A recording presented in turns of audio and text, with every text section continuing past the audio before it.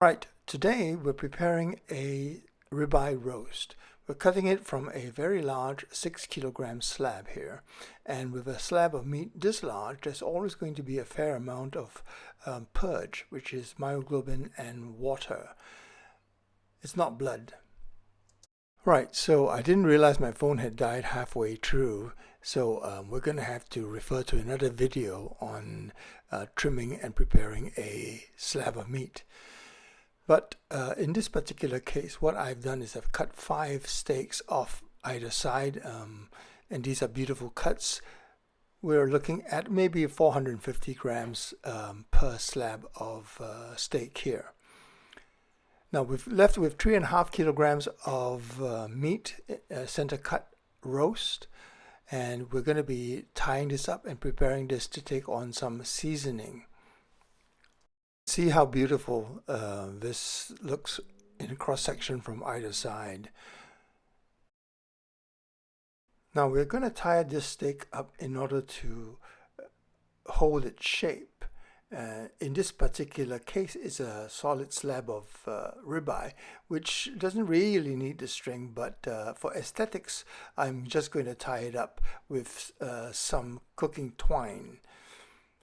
Now, the mistake I made in this case was I only had available this finer, lighter butcher's twine, which made it a little bit harder to handle. But the principle remains the same. Loop it around the roast and basically make a couple of loops and in order for it to grab the meat and hold it tighter.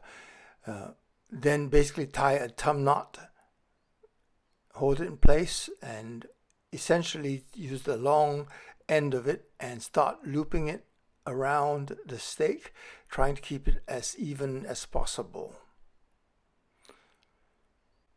Now you can see what I'm doing here is as I make each loop, I sort of turn the string in against itself, and with that little lasso I corral the rest of the meat, and I keep doing this, repeating this process until I have achieved enough loops to tie up the entire piece of meat.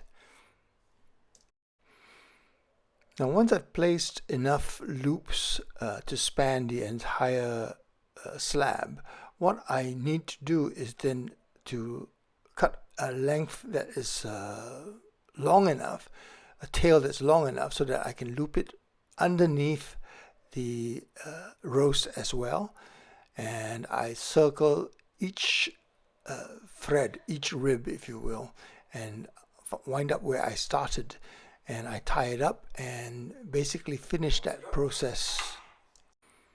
Now once you cut off the excess, you can then arrange the twine evenly and use this opportunity to trim off any straggly bits that might be affecting the cosmetics of the roast.